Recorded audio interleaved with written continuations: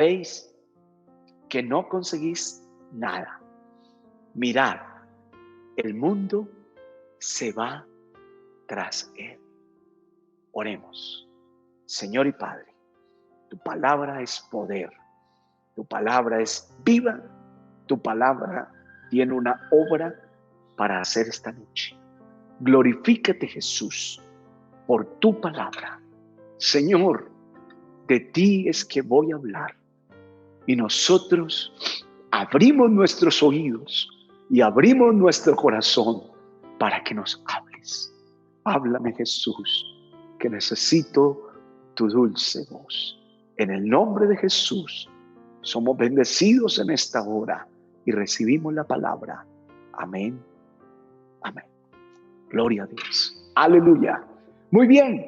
Gracias al Señor Jesús. Estamos entonces frente a este texto tan especial. De ahí quiero tomar el título para la predicación en esta hora. Y la predicación la vamos a titular: El mundo se va tras él. Aleluya. He estado meditando en esta palabra, gloria a Dios, y este verso lo entresacamos allí en ese capítulo 12 de Juan, donde queda plasmado el testimonio de la entrada triunfal a Jerusalén. Así que el evangelio de Mateo, el evangelio de Marcos, el evangelio de Lucas, todos los evangelistas plasman ese momento de la entrada triunfal a Jerusalén. Y esa entrada triunfal a Jerusalén siempre me ha llamado la atención, porque allí vemos a Jesús, el que no era querido en medio del pueblo judío, el que no era querido entre el imperio romano, pero vemos a Jesús recibido como un rey en la ciudad de Jerusalén. Yo siempre que he meditado en ese capítulo, en esa narración bíblica, he llegado a pensar que aquellas personas no querían tal vez hacer esa honra a Jesús, pero había algo que los movió dentro de sus corazones, dentro de sus mentes, y los llevó a reconocer a Jesús en aquel lugar. Jesús fue homenajeado como rey. Estas palabras que hay allí que hemos tomado son las palabras de los fariseos, las sectas del momento, las religiosidades del momento. Y los fariseos sentían envidia hacia Jesucristo, porque nadie podía hacer las obras que él hacía, pero sobre todo porque nadie podía hablar como él hablaba con tanta autoridad. Así que ellos se incomodaban por su autoridad. Pero no era solo que él hablaba con autoridad, sino que él decía la verdad con autoridad. Pero también obraba con misericordia, con bondad, con compasión en favor de las gentes necesitadas que nunca habían hallado quien les diese solución. Los enfermos eran sanados. Las buenas nuevas de salvación trajeron esperanza para todos ellos que no tenían esperanza. Los endemoniados eran liberados. Los lunáticos eran curados. Vino una nueva esperanza al mundo, y esa nueva esperanza empezó en Jerusalén y en Judea, que disfrutaron allí el poder tener al Señor Todopoderoso manifestado en carne.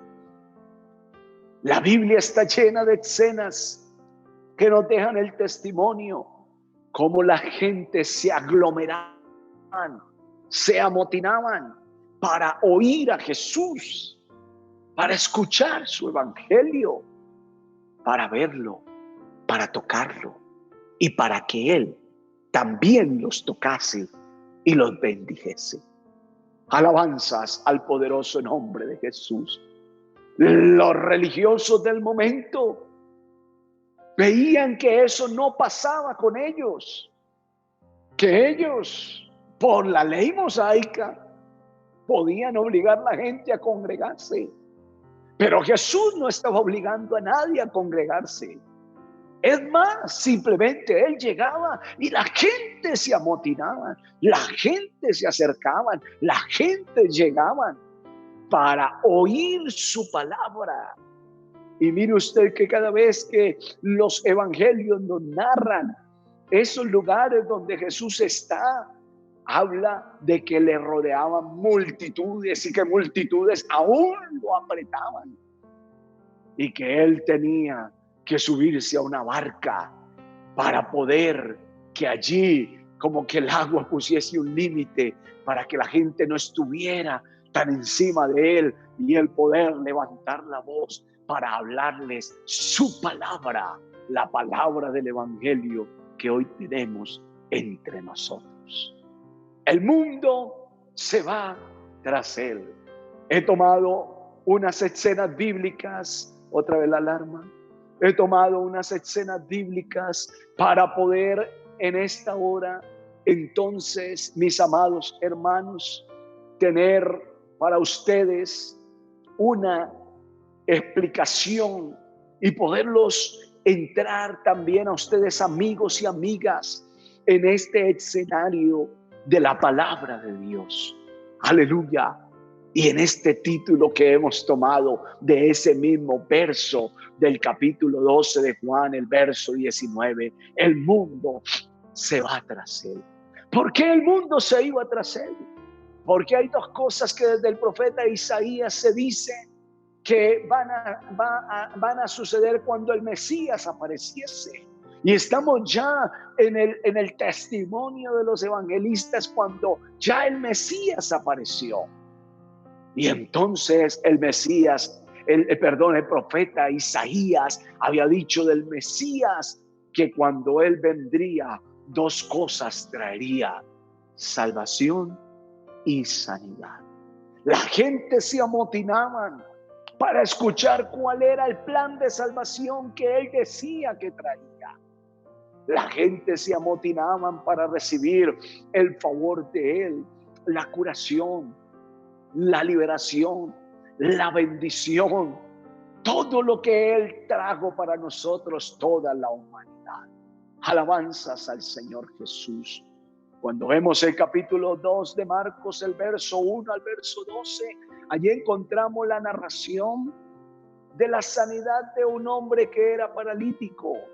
Jesús estaba allí en Capernaum y entonces la gente oyó que Él estaba en Capernaum y donde Él llegó, la casa se llenó. Esa casa estaba llena, pero había un hombre con una necesidad, un hombre paralítico. Y 4 amigos de Él lo convencieron que Jesús le podía sanar. O tal vez aquel hombre tenía también una esperanza que Jesús podía sanarlo, que Jesús era el que podía hacer algo por él y por la situación en la que él vivía. Así que sus amigos, al ver la multitud que rodea a Jesús en aquella casa, subieron al techo y bajaron por el techo o a través del techo al paralítico.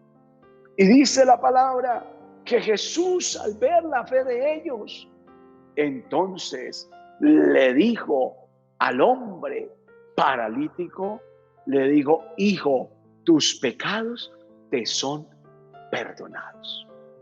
Hijo, tus pecados te son perdonados. ¿Qué sería lo primero que estaban esperando el paralítico y los demás oír? Que lo iba a sanar. Tal vez.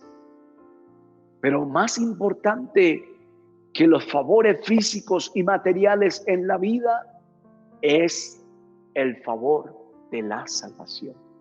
Es el regalo que Jesucristo nos da de perdonar nuestros pecados. En esta hora, aleluya, tenemos que entender que todo el que se quiera ir tras Jesús, no sea porque lo ve como un favorero, como un milagrero, sino porque necesita la salvación de su alma, porque entiende que es pecador y que debe buscar en Jesucristo el perdón de sus pecados, pues ningún hombre puede perdonar pecados sino solo Dios. Es una reflexión que hay aquí también precisamente para hacer, porque justamente cuando Él le dice a ese paralítico, tus pecados te son perdonados, entonces la gente murmura y la gente cavila en su corazón y dicen, ¿quién es este? Dice blasfemia, porque el único que puede perdonar pecados es solamente Dios. Entonces Jesús le lanza una pregunta. Lo que ellos decían es la gran verdad. El único, entiéndalo amigo y amiga especialmente, que puede perdonar pecados es Dios. Entonces Jesús dice, voy a demostrar, yo soy Dios manifestado en carne. Y le lanza una pregunta. ¿Qué es más fácil? ¿Decirle a este hombre, tus pecados te son perdonados? ¿O levántate, toma tu lecho y anda?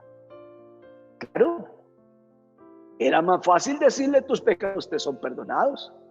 A la final es algo que no se sabe si sucedió o no sucedió, diría alguno.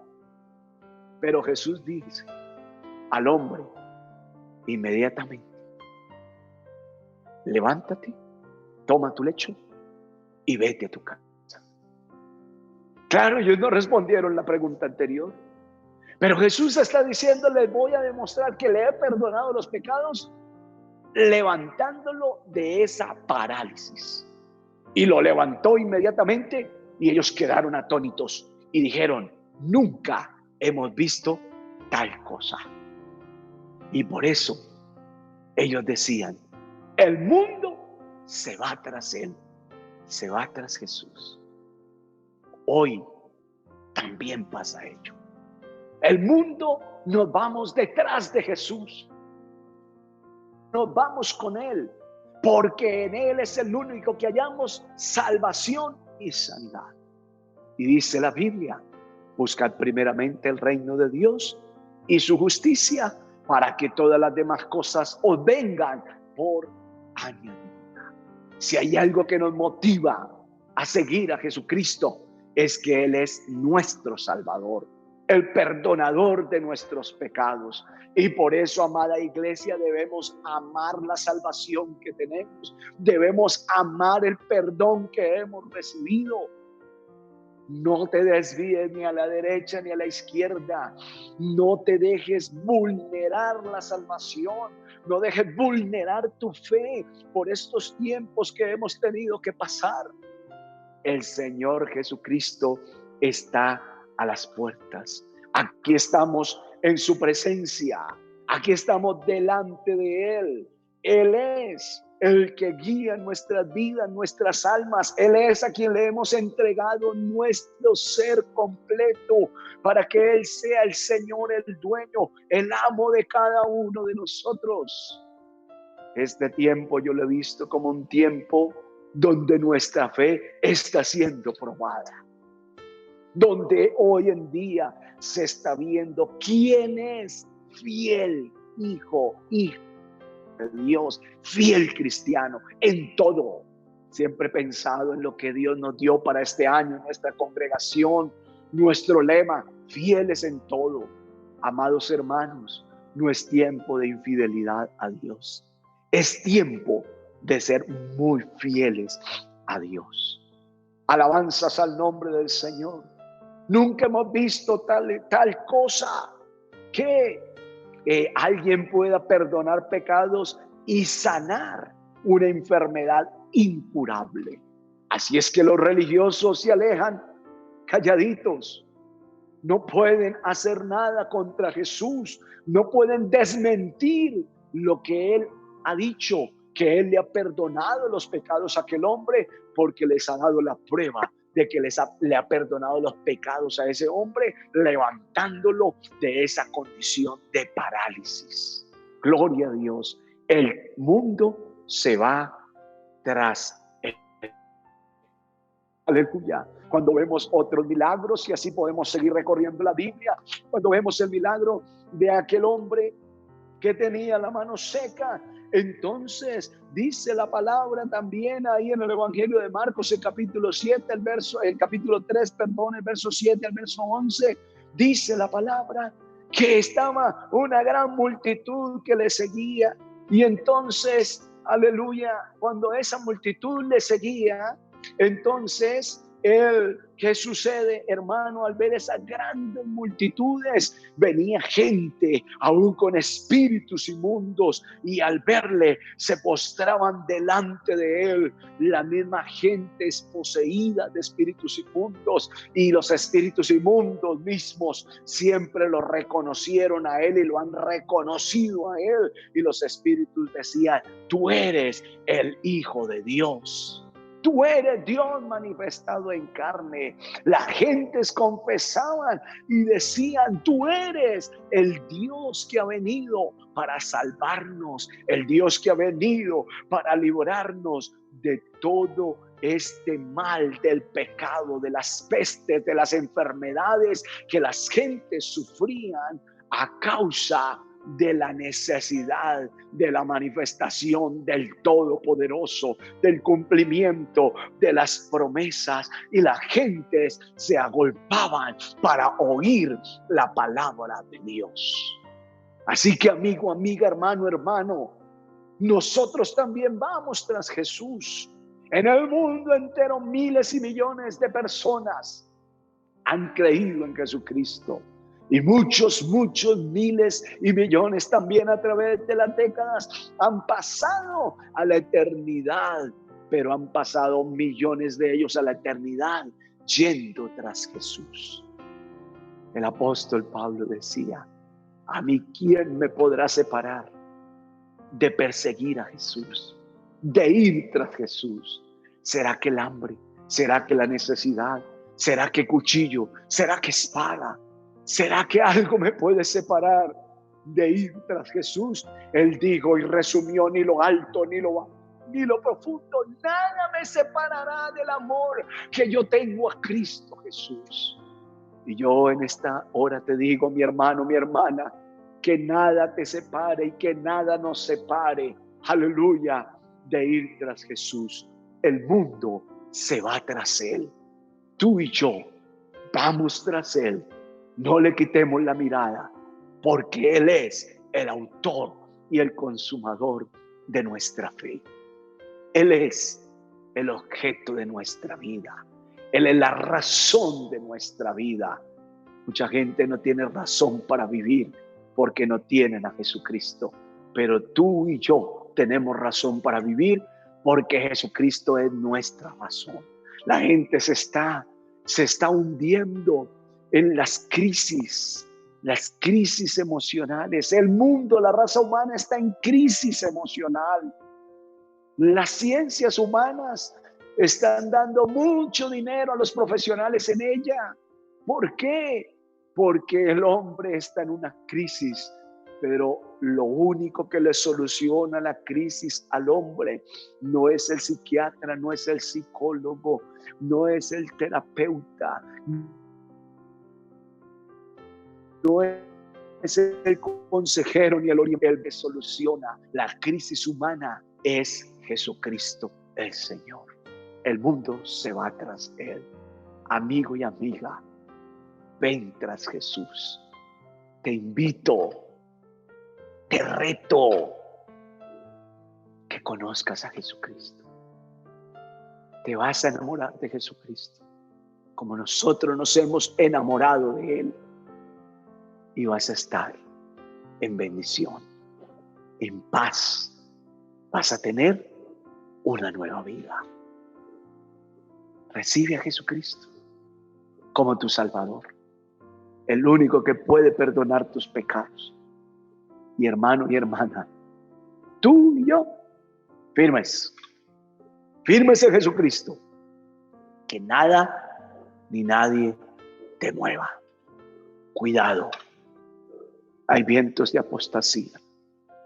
Cuidado, hermano y hermana. Cuidado. Estamos en tiempos peligrosos. Por favor, no olvides a quién has conocido.